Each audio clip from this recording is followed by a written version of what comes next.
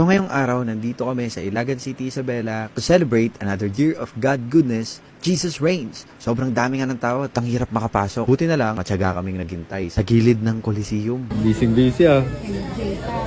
Alright guys, so Jesus reigns. Dami tao. Sa part na to, nakapasok na kami. Buti na lang talaga, nag-open yung gate. Kaya nakita namin, sobrang dami na tao. Pero hindi kami nakontento. Naghanap pa rin kami ng pwesto. Wala kami mahanap na pwesto. Hanap tayo guys. Yun, nag-ailaw na. Kaso wala tayong space. Makikita natin yung mukha ng mga kasama natin. Alright. Okay. Jesus Christ. Daming tao guys. Jasmine secured no. Secured. So ito nga palang Jesus Reigns guys, ginagawa siya annually every end of November.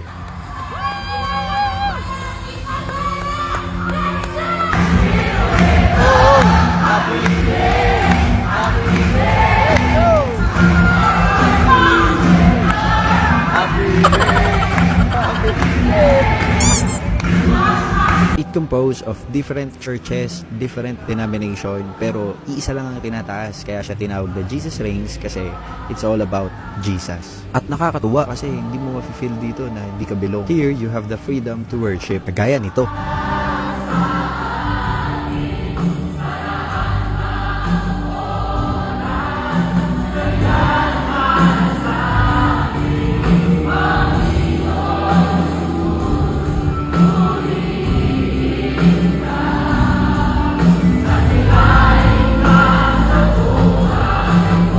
So, hindi natatapos dyan. Pinagpe-pray din natin yung bansang Pilipinas at yung bayan natin.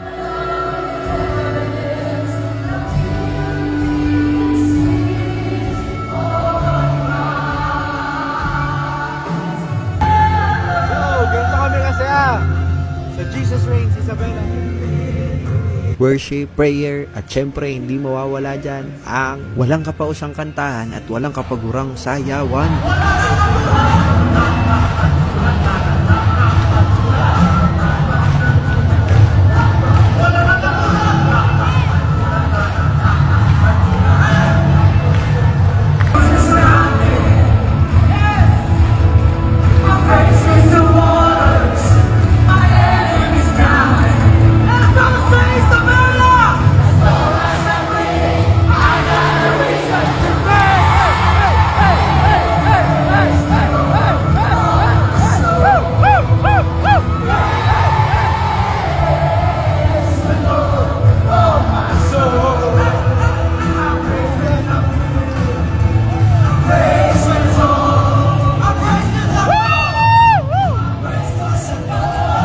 Some of you may say na we are insane, but we do this not because of what people say, but because of what Christ did for us. Kung ba't ganito na lang ako kasaya at nagsisisigaw is because sa mga nagdaang araw, panahon ng buhay ko, kahit kailan, hindi ako pinabayaan ng Diyos. Kaya deserve niya lahat to. Mula pagkabata ko, nagawa kong ingatan ng Diyos hanggang ngayon. Na kahit na wala akong biological na tatay, dahil maagang namatay tatay ko, may Lord akong kahit kailan, hindi ako pinabayaan.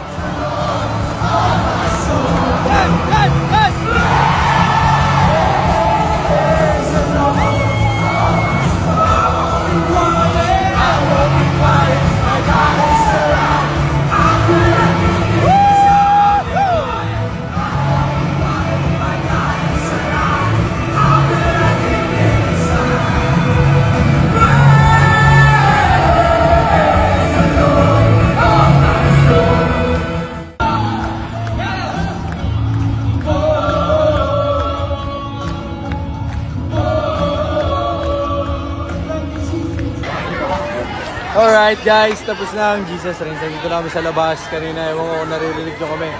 Daming tao. Shoutout. Yan, no? Grabe. Daming tao, di kami nakapasok nung una. Pero buti na lang. Nag-open gate sila nung kalagitnaan. Kaya yun yung video natin. Dami pa rin, no? Hindi kami kasya sa loob. Ngayon, we are walking We are going to the car kasi malayo yung parking. Sobrang dami na nagpunta, mahigit 10,000. Kasi hindi nakapasok yung iba eh. It's very important sa atin na mga Kristiyano na meron tayong kahit man lang isang araw na makipaghalubilo sa kaparehas natin ng spirito kasi recharge yun eh. Para siyang sa business. When you are drained, handling challenges, ganyan, negativity sa buhay mo, kailangan mo makipaghalubilo sa mga tao na successful. Same in the Christian world. Kasi sa pagiging Kristiyano, dapat yung spiritual life natin, nare-recharge din natin kasi nalulubat din tayo eh. Kaya dito, sobrang sarap sa pakiramdam kasi umatid ka, makita mo yung mga kapwa mo Kristiyano na nagpupuri, nagsasamba sa Diyos, nare-recharge tayo. Yun ang isa sa mga perks nito at ginagawa namin sa buhay namin bilang isang negosyante at the same time believer. So I'm with my wife. Hi! Pauwi na kami. God bless everyone. See you next year, Jesus reign. Bye-bye.